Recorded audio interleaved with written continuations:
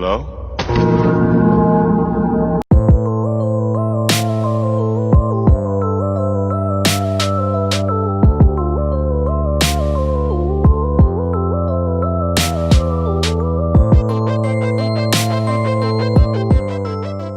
28 Days Later is a 2003 zombie apocalypse film that's directed by Danny Boyle and written by Alex Garland. So, 28 Days Later is a $50 patron request from my good friend Brandon Smith. I really anticipate Brandon Smith's patron request because he tends, not always, but tends to request and recommend more popular films that I actually haven't seen. So, yes, 28 Days Later is one of those really popular films that I just hadn't gotten around to seeing. I actually have seen 28 Weeks Later back when I was, I think, like 14 years old. So I actually saw 28 Weeks Later before I saw 28 Days Later, obviously. I know that's probably blasphemy and is incredibly infuriating to a lot of you who just heard me say that. But I remember 28 Weeks Later actually being pretty good. I mean, I could be 100% wrong, and it might be a horrible sequel. I don't know. But I remember watching that in the theater when I was 14 years old and actually really enjoying it. I thought it was actually pretty effective. But again, I don't know. There's a high chance that I watch that now with my mind now and just completely hating it. This is a film that's directed by Danny Boyle. Danny Boyle is a director that I've seen only a handful of films from. I've seen Trainspotting, obviously, brilliant film.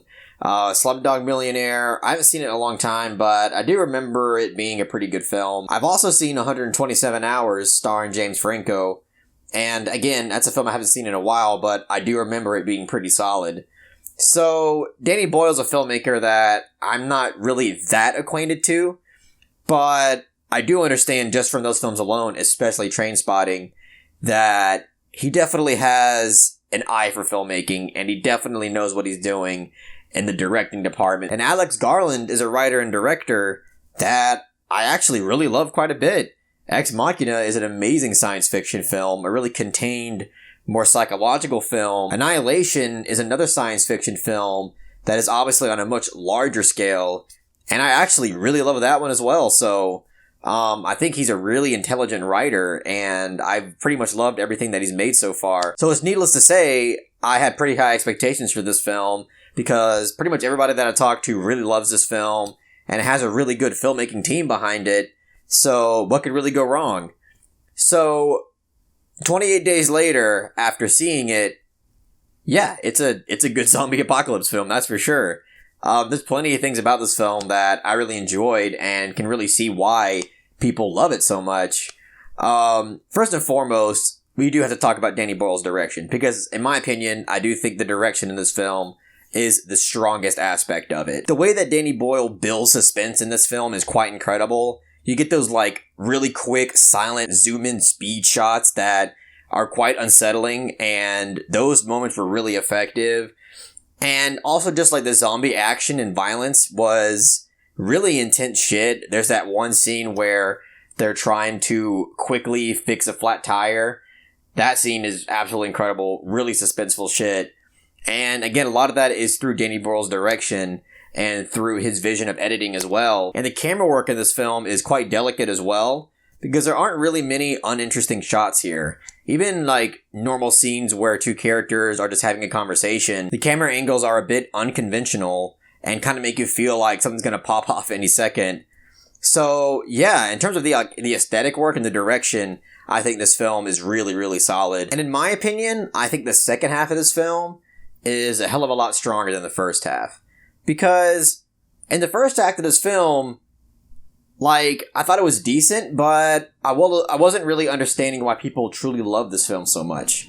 Because, to be honest with you, the first opening scene of this film, I thought, like, really was unnecessary. Because the opening scene of this film essentially is just there to convey information to the audience in terms of how the viral outbreak occurred.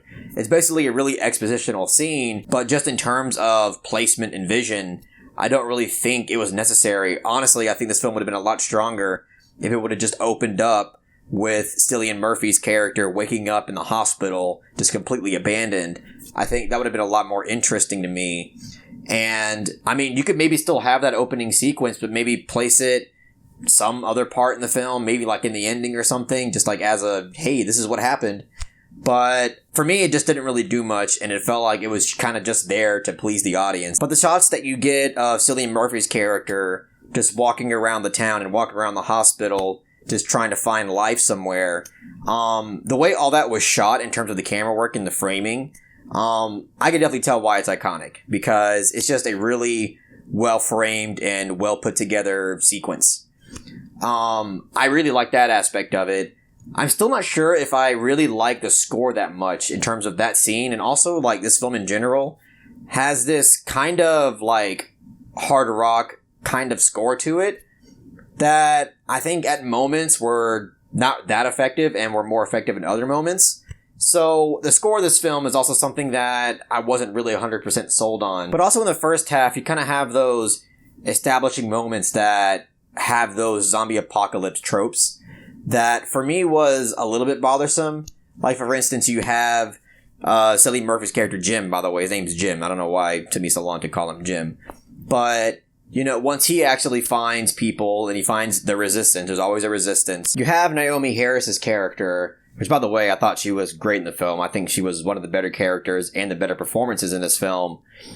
Like, you have her character and some other character basically just have moments where they're just spilling out so much expositional information to Jim's character. And, you know, it's those moments that, you know, it just kind of falls into that classic cliche zombie stuff. And it's also a moment that, again, just feels like a movie moment, and a moment that, you know, obviously she's explaining a whole bunch of stuff to catch Jim up to speed with what's happening. But it's one of the moments where you just, like, know, like, this is for the audience. So the first half kind of falls into moments like that, which I feel like really held it back for me to truly love this film, like, as much as other people do.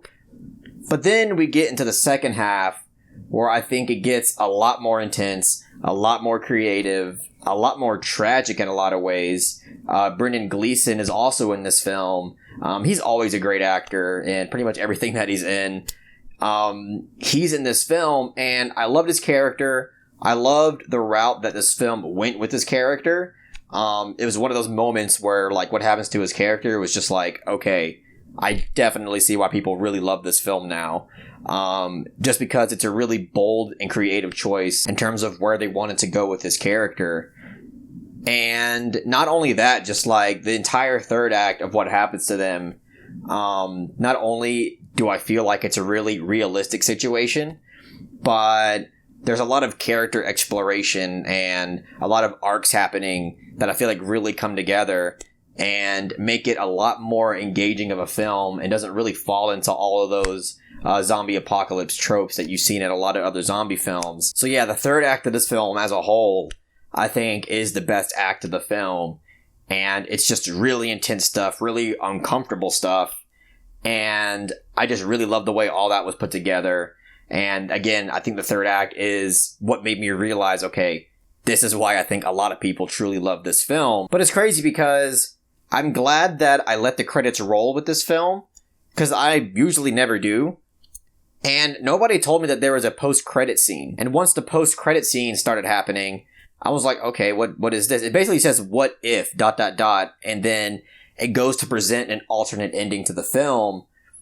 And honestly, I prefer the alternate ending that was presented in the post-credit scene.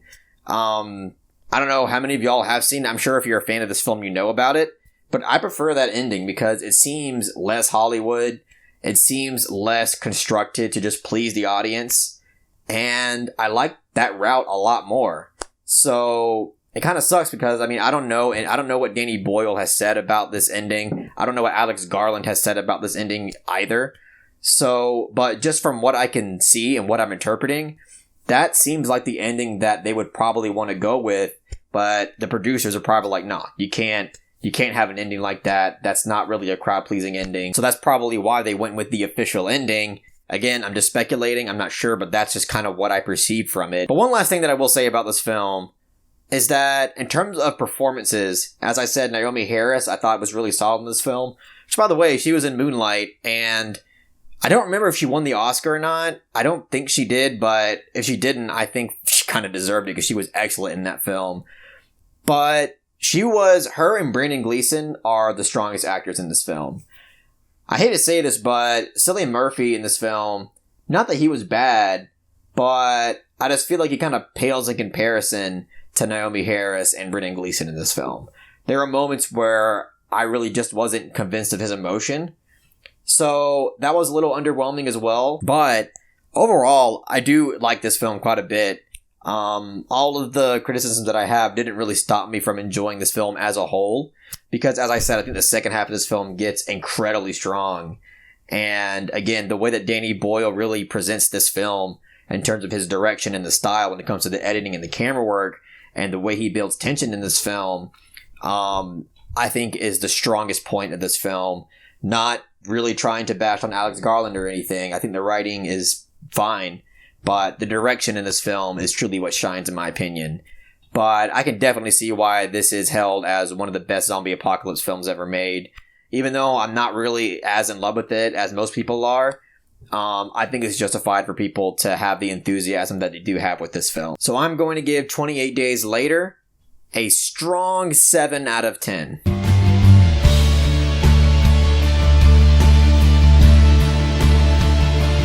Now I kind of want to go back and check out 28 Weeks Later again, just to see if my teenager self was just really immature and didn't understand a damn thing about filmmaking, or if I was actually correct. I don't know. I'm just curious now. Maybe those who have seen it can help me out in the comment section and let me know whether or not the sequel is worth a rewatch or not. But either way, I hope everyone enjoyed what I had to say about 28 Days Later. If you really enjoyed what I had to say, please give this video a thumbs up and share it amongst your friends. And don't forget to subscribe to the channel to be updated on more film-related content.